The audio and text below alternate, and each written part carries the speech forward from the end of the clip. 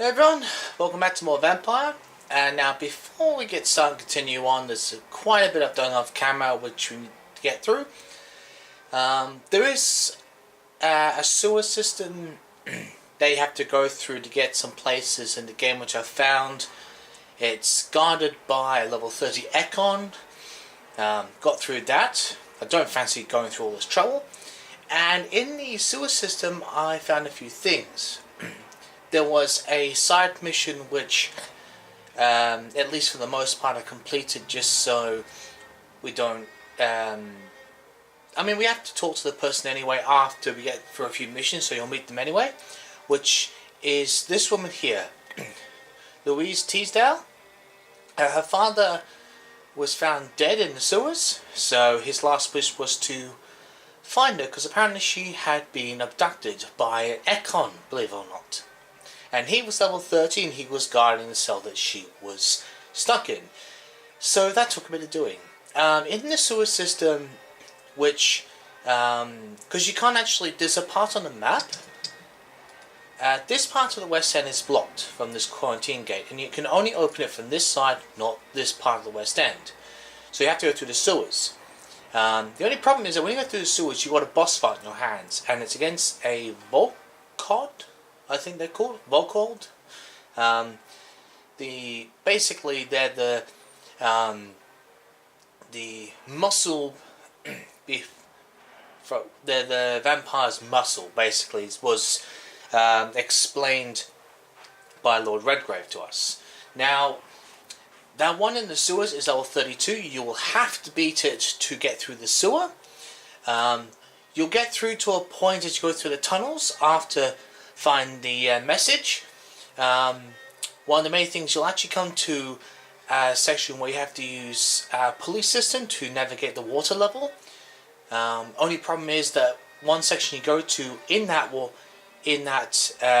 specific part of the sewers is you'll come across a group of 4 skulls that are 29, they're level 29 and 30 by variety. So be very, very careful. Make sure you've upgraded your weapons, because you will need them. And I suggest taking a few health serums or regeneration serums and all that to get yourself through. Apart from that, after that, there's no beasts wandering around you have to worry about. Apart from that, Econ, there is, I do believe, a eavesdropping assignment to listen on. I actually missed it. I rushed in there and went to rescue her, and I didn't look for the eavesdrop. I was careless, so I want to be very, very careful when you approach, and do your best to get the eavesdrop, because there is one available. I missed it. So you talk to her, and she wants to give her father a proper burial, which means we'll have to wait till a couple of missions on to talk to her in the West End. Now I've made a very, what some of you might call a strange decision. I realised that with some of these people, in the houses, you know, there's all sorts of loot and things you can, you know, take from there, scrounge around, but the problem is that the people have to be dead to get the key for their place. So I made a decision which could severely affect it, but I'll take him out if I have to. As the game calls it, embraced, or I killed Rufus. Didn't seem overly important. It was about 3 or 4,000 XP, so I got that. And I got his key, it's called an iron key. And I went into his shack and got, there was about 3 or 4 chests of loot, so I got all of them. So overall, I'd say it was more or less worth it. Look, it's serious, but there's no one actually. He's gonna heal. The district's on the mend, and if I have to, I'll go back and kill him when he's a skull. I'm not too worried about it, considering a level 28. Now, there's actually a whole new part of the West End which I actually found. So going through the sewers. There is Carolyn Price and her daughter. They own a shop. There's Karina Billow, which is wandering around behind the Ascalon Club. Now I think she's got a bit of a dark side to her, and when we get out the pause menu, there's an eavesdrop mission waiting for us that concerns her. I haven't actually contacted any. I've made contact, but I haven't actually interviewed them, so to speak. I've been waiting for all of you to watch because there's a bunch of new characters, the Bakers as well. Usher Talltree, he is the leader, or the primate, as the group calls it, of the Brotherhood of St. Paul Stowe, however you want to call it. He is a was it detective? I think it was from Scotland Yard. So that was all quite interesting. Oh yes. Now I managed to find those letters. As you enter the park, you'll see this little area here. If you go to the right hand side, you'll see like a bushy area. You'll see like a grass with lots of shrubbery, and you should see a small lantern in a corner. Go right up to the lantern, then turn left, and you should see an unopened chest there, or an unopened box. There'll be a letter there, which will tell you for a third letter, which is, if you go to the Highland Pembroke, you go out of the room into the hospital, and you'll find a room on the left. You go in there, you turn left. There'll be, if you've already opened it, assuming you haven't, there'll be two small crates on the left hand side in the corner.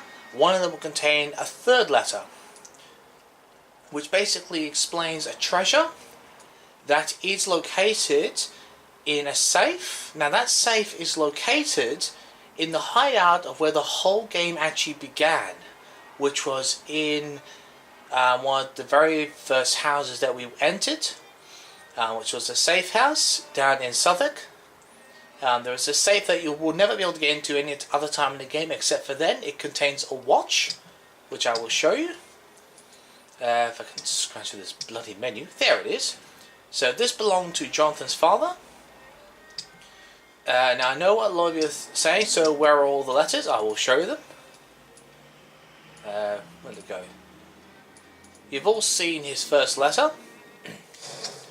So this is the second letter.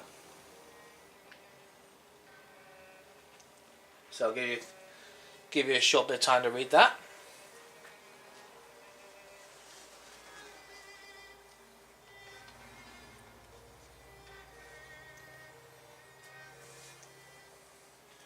Alright, if you want to keep reading, pause the video, otherwise we'll move on to the third letter.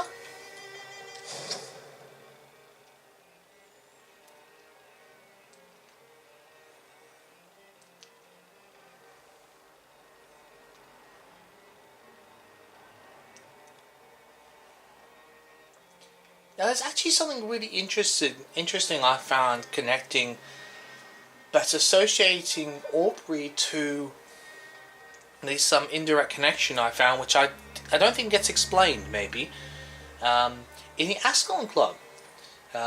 When we go in there, as long as nothing cuts short from the Ascalon Club, we will briefly talk to some of the members. We can't just dialogue, but we will actually hear what they have to say briefly, and one of them says something quite interesting. At least I found it quite interesting. Alright, let's move on. Pause if you want to keep reading. The chest there. Now I've managed to upgrade a few of my weapons as well. Oh yes, in the sewers there is a common axe to be found, which is actually quite powerful. Now I actually should give you a really big hint and tip about this game in terms of weaponry. For a lot of us who do it in the first time, we will do as I've done, spend all these, good handle parts, common handle parts, all this sort of stuff, trigger points, and upgrade all sorts of different weapons to give us a variety. A big hint for everyone who's just beginning this game, right? Preserve all your parts. Don't upgrade every weapon, right? Because there's maybe two weapons, like the Remarkable Saber and probably the Hatchet are two of the best. I mean, this one's alright if you want to go that way, but these two are probably the most powerful. Now you'll need to actually conserve all your others. You can't sell these weapons, which I've tried. It's a bit of a shame. These two are the most powerful of the two-handed, at least of the ones I've found. I can't sell any others, but these are upgraded anyway, and they're the most powerful of those. In the firearms, this is actually more powerful than the revolver, which I'm hoping to fully upgrade, because that would give us, I think it was, that gives us something with the added upgrade, gives us about 215, 220, which is enormous by comparison. So I've upgraded all those other weapons, so that's a huge tip for everyone. Don't carelessly upgrade your weapons. I know it's you really want to. If they're on a new weapon, let's upgrade. Don't. Conserve. You won't regret it. No, there was something else I was going to go through.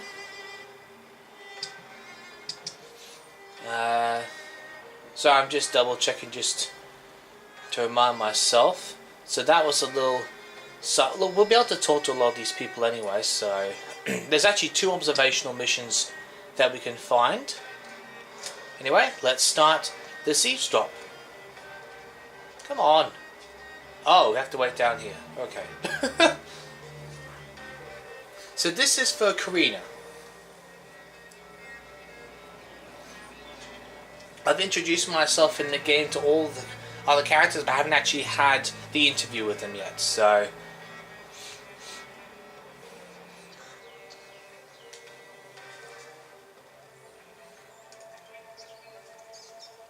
You made me sick, you juicy warm treat. Damn it! Oh my, what have we got here? A dead rat. Oh, so gross, so tempting.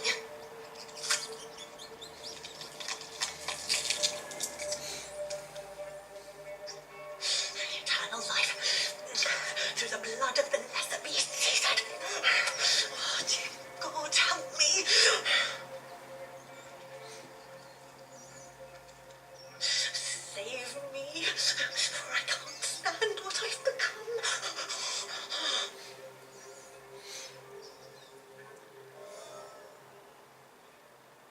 Well, well, well. So she'd been manipulated. So let's go down and start one of our...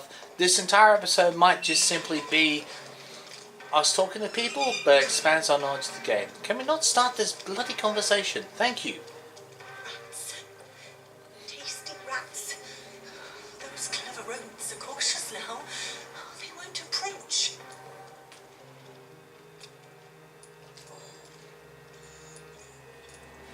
What is the local news hereabouts, Miss Billow? Shadows.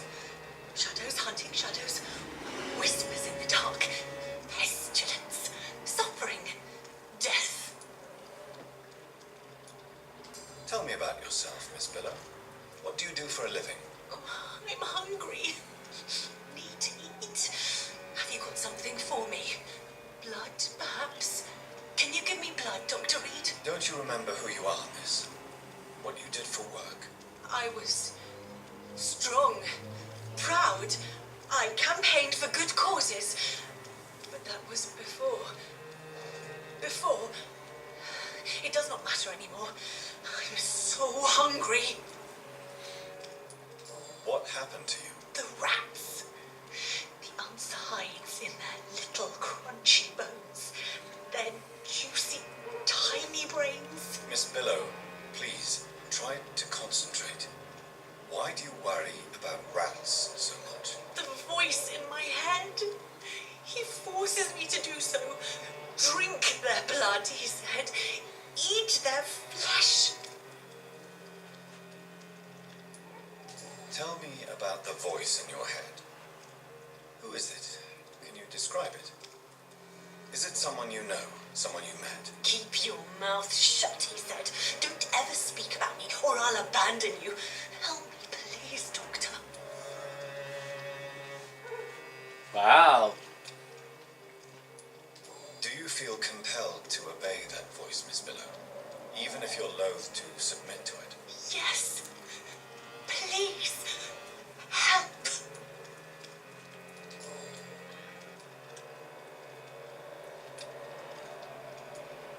What? The rat. Miss Billow. The voice. Okay. Ah, that's all for the moment. Okay. Ah, of course. The Neil's missing a section.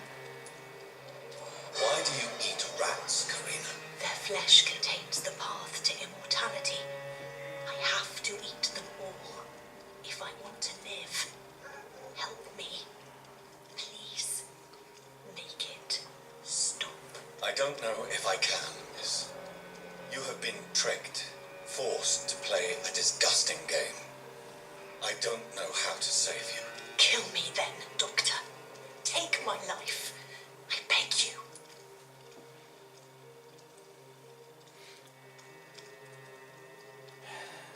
you. Ooh. No. We've already taken one life, we're not going to take another unnecessarily.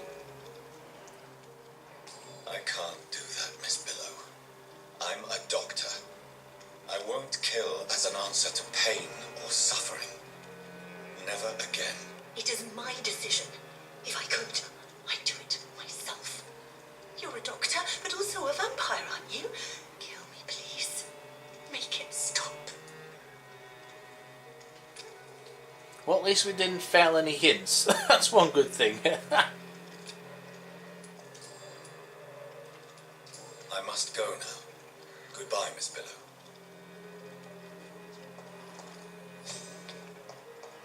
Okay.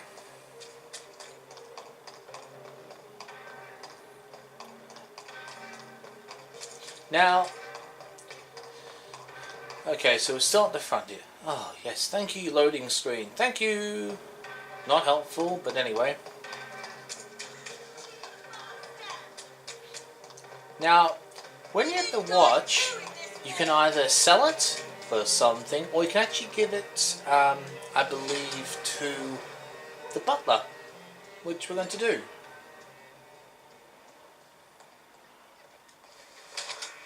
Since he knew Aubrey as well, I think that's quite a nice gesture. Oh, where'd he go? Oh, he's over there. Mr. Crossley returned from the war too. Yes, Mr. Jonathan.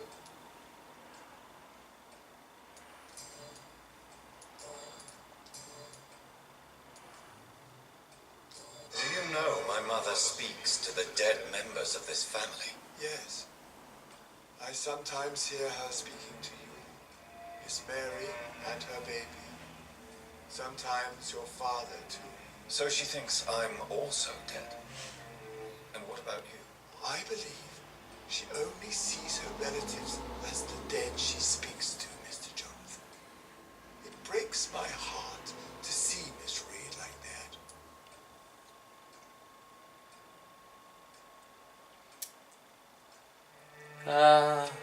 Well, yeah.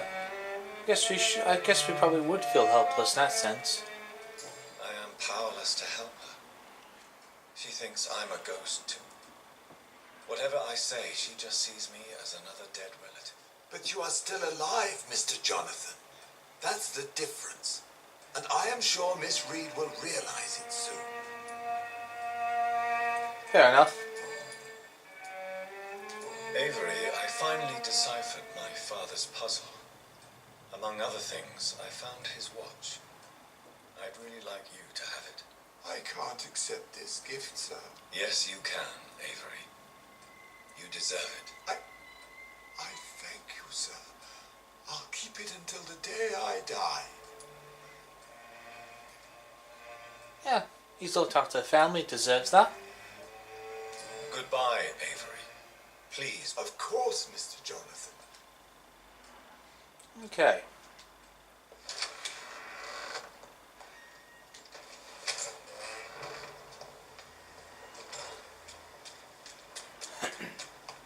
Right.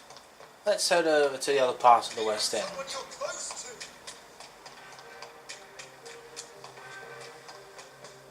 to. Oh, gone the wrong way. Oh, God.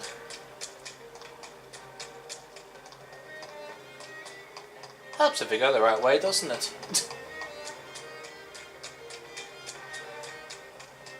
It should be. Yep, it is.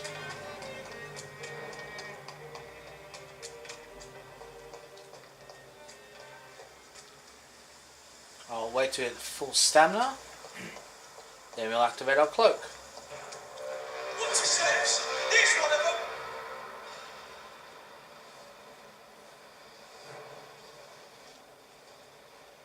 We'll be through this place before we know it.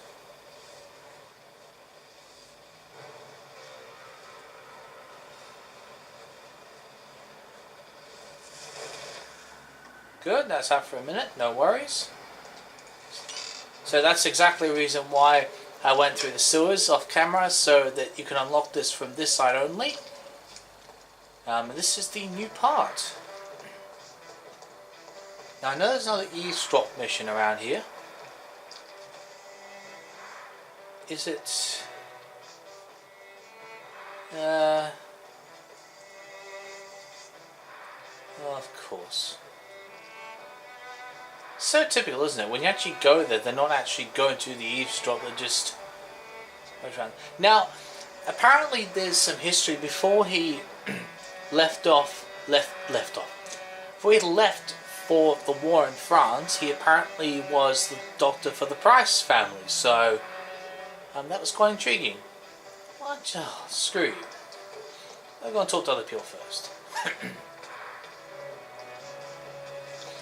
Let's talk to this guy.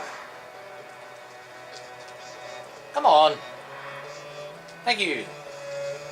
Dr. Reed, still conducting your nocturnal survey? Oh yes. Excuse me. Something I should warn you about. With this character here, he asks why you're roaming around the streets at night. Present to him the when you got to Ascon Club, you were given like a passport card to go around the streets of London freely. You'll understand when you see the options.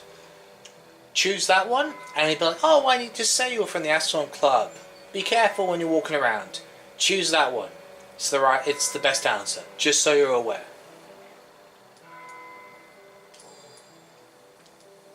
What can you tell me about this district? I'm the one asking questions, especially when there's a killer on the loose.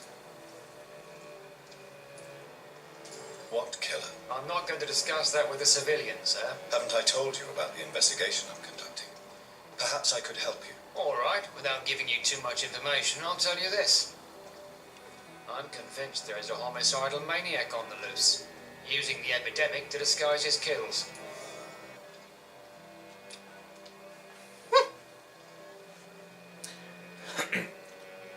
It's almost shocking how close to the truth he actually is, isn't it? You know, when you think about the actual source of the plague in this particular district was from the actress, not really far off, is he, in that sense? And what about the epidemic? We both know the situation is critical, don't we, Doctor? Colleagues of mine die almost every day.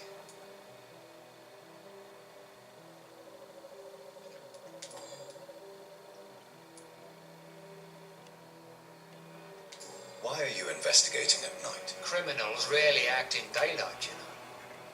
But since you are also a night worker, have you noticed anything strange which requires police attention?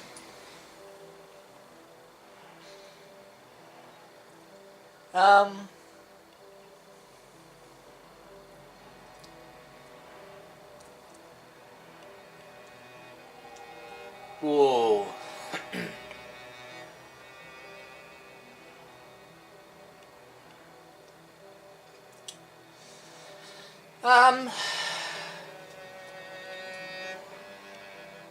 Yeah, for sake of it. I'd like to report a name, Inspector. Jeffrey McCullum. I'm afraid he's some sort of vigilante, trying to recruit an army of angry citizens. Then I'll write the name down and transmit this intelligence to the appropriate office. Thank you, sir. Take that, McCullum. What are you really doing here? I told you. I'm a detective inspector from Scotland Yard. investigating suspicious cases in the area. Do you work alone? Yes, the situation is difficult for the police. Many of us are sick, and since the summer strike, most men apply a work to rule on their patrols.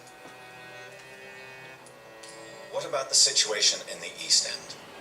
Why are there no police there to protect the civilians? I know, it's a shame, but we just don't have enough men to cover the entire city. Tragic that really, isn't it?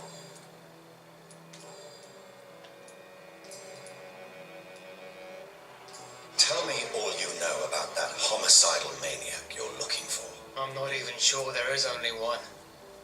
The wounds are always the same, but the modus operandi varies.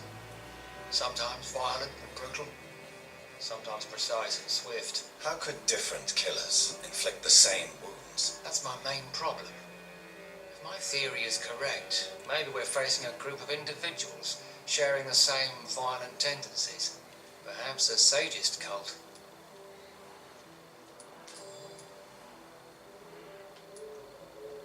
What are you investigating, exactly? I currently have a few missing persons cases.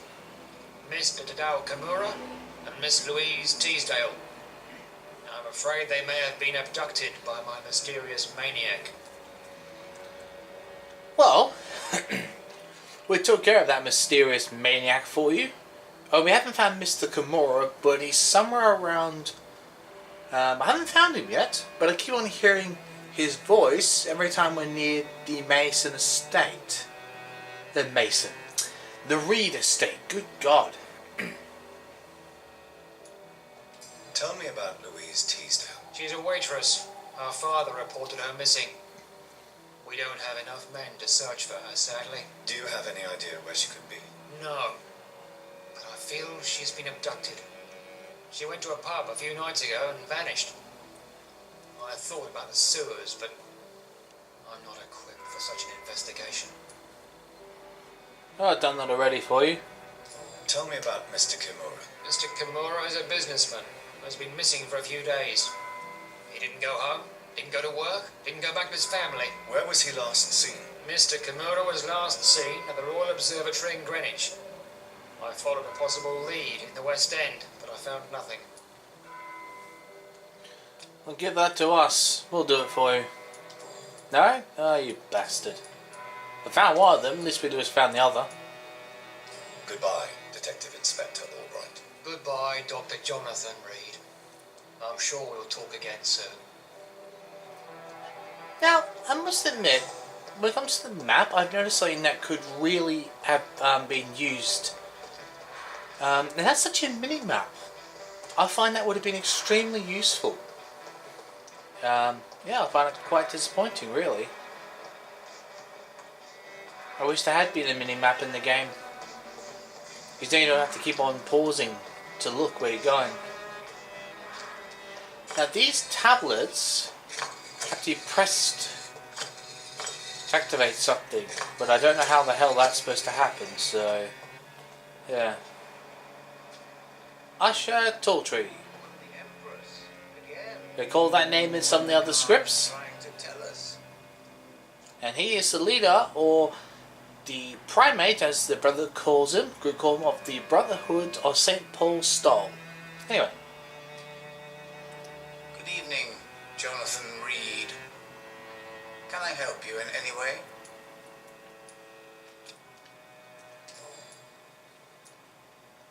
What can you tell me about the neighborhood? I really don't know. I don't often go outside. And when I do, it's usually to quite distant destinations. So you see nothing in the stars for me? You're a poor fortune teller then? Oh, I can tell you many things, but they will only concern you, not the city. For example, I know that you offered your sister the final rest she asked for.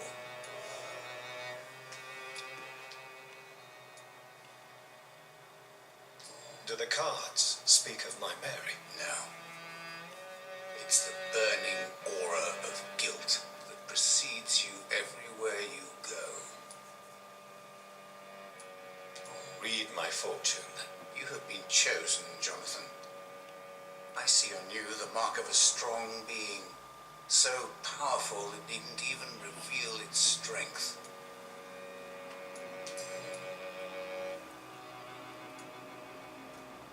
Tell me about yourself.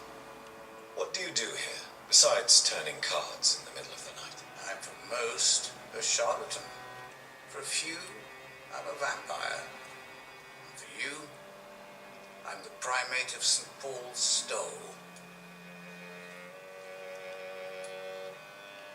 Some believe you to be a vampire. Who? The guard of Priwen, who else? For a time, they sent spies to observe my activities, and they even broke into my home to gather proof. Did they steal anything from you? A personal notebook they quickly took to their headquarters. All they had to do is to look at me. I'm aging. What better and definite proof that I'm not an immortal? Do you want your notebook back? If you ever find it, I'd be glad to have it back, of course. I do ask one thing, though. Do not read it, Jonathan. Some secrets are not meant to be revealed, even to immortals. Well, too bad. We'd like all the information we get, frankly. For how long have you been a primate? It was 15 years last year. What do you make of Dr. Swansea? Edgar is a brilliant and dedicated man. A man of his time, sometimes a little muddled, but always looking for new paths and new concepts. Can you read the cards for me? Are you sure you want to know what they will reveal? Yes, I am. It will cost you 150 shillings. Oh, jeez.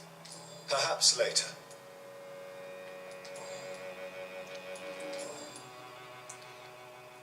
Ah. May I ask you about the Brotherhood? Of course. But I must warn you that there are some subjects we consider taboo, in spite of our fondness and acceptance of your kind. Who founded the Brotherhood? That's precisely the kind of question I cannot answer. It is delicate and may reveal some of our secret traditions. So you're not just a club of academics and scholars? Once upon a time, very long ago, the Brotherhood did more than simply study the vampires. They took actions to eliminate the more ferocious and corrupted. I know there is no love lost between the Guard of Priwen and the Brotherhood. What caused this rift? It was 1801. The Brotherhood was stronger then, a strength that made them hungry for ever greater power. An argument divided them, and the wound never healed. What was the nature of the disagreement? The problem was that both sides considered themselves the legitimate heirs of the original Brotherhood.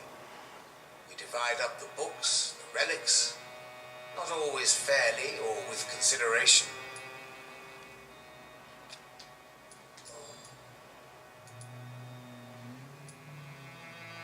How did you learn about Mary? And spare me the hocus-pocus parlor tricks. The truth, now! Swansea told me. Don't look at me like that. His task is to observe and gather information about vampires. He had to tell me about Mary.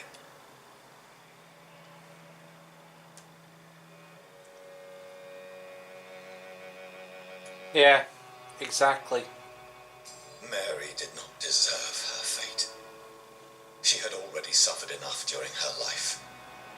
And yet the pain and the suffering went on after her death. Suffering is part of the immortal condition. Some prefer to lose their minds rather than face the simple truth.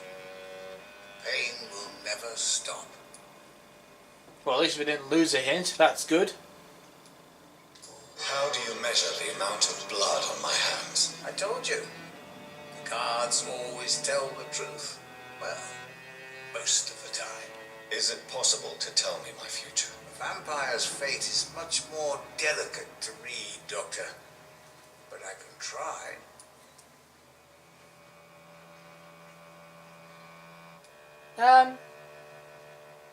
Yeah. All right. Let me hear it. The walls of your prison have already been raised, Jonathan. But you will freely accept to be locked inside, full of hope for a better day. I would rather not know. How do you measure the... I told you. Is it possible? Vampire. Good.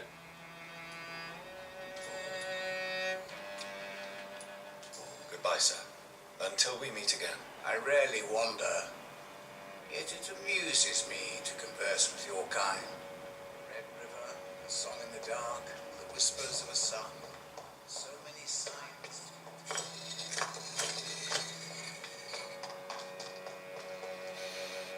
Okay. Let's see if those mother and daughter in that shop have actually... So we can't get in through there yet, sadly.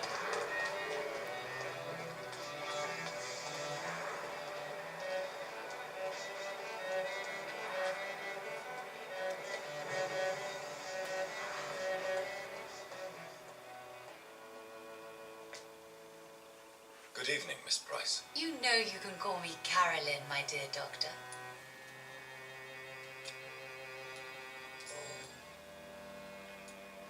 Have you noticed anything in particular in this part of town recently? Other than you coming back to cheer me up? Nothing at all, Dr. Reed. What can you tell me about yourself, Miss Price? I'm still managing my shop. The only difference is, since the quarantine, we're open at night. You, on the contrary, seem to have changed a lot. Really? Have I changed that much? It must have been the war and the night shifts since my return. Don't get me wrong, Dr. Reed, you're still handsome. Just maybe a little bit wiser, more serious. It suits you well. Tell me more about yourself. No new fiancé? I remember you were hoping to get remarried. I'm sure you must have a few suitors. Who would marry an old bat like myself with a grown daughter and a little business? As you know, I only fancy handsome men like yourself. Hey!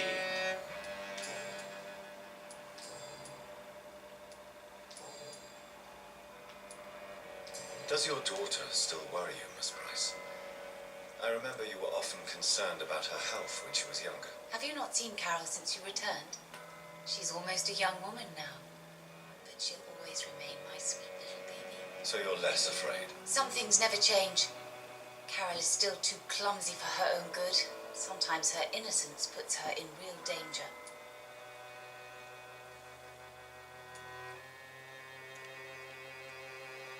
Why would her innocence put her in danger? She does not realize how cruel life can be. Maybe I was a bad mother to protect her too much. My poor dear Carol. You have every reason to be cautious, Miss Price, especially in these difficult times. Maybe you could talk with her, Dr. Reed. It would be nice to have a man here more often. We would both feel safer.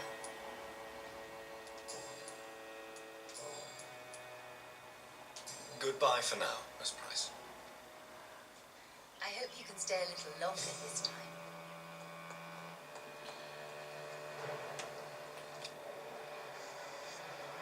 You just gonna stay down there?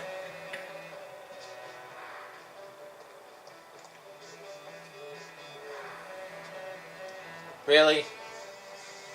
I'll give it a moment and see if she comes up or her arm goes back down.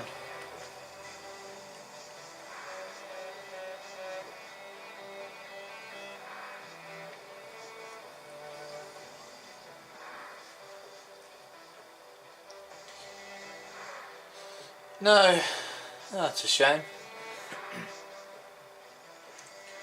Alright, well, we'll end this part here, and next time we will start with the eavesdrop. Oh, hang on. Correction. Huh? Well, wait. Right when I'm at the two words, eavesdrop happens. Beautiful. That's quite good timing then. Never mind.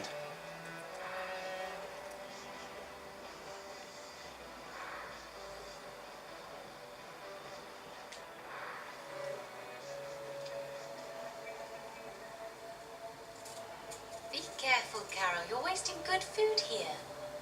Yes, Mother. Be careful, child. I'm sorry, sweetheart. Mummy has been so clumsy again. No, that's okay. It won't bleed for long. You're so pale. Are you feeling sick? Do you need to see a doctor? No, I'm not. I'm fine. I already saw the doctor last week. Don't be silly. You must see a doctor. Just don't tell him how clumsy your mummy is, all right? I love you so much, my baby. I love you too, Mother.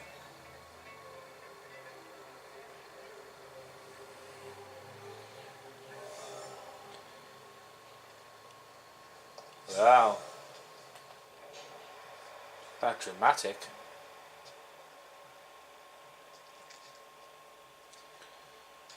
Alright, well, when we come back next time, we'll be speaking off first to Carol. See you then.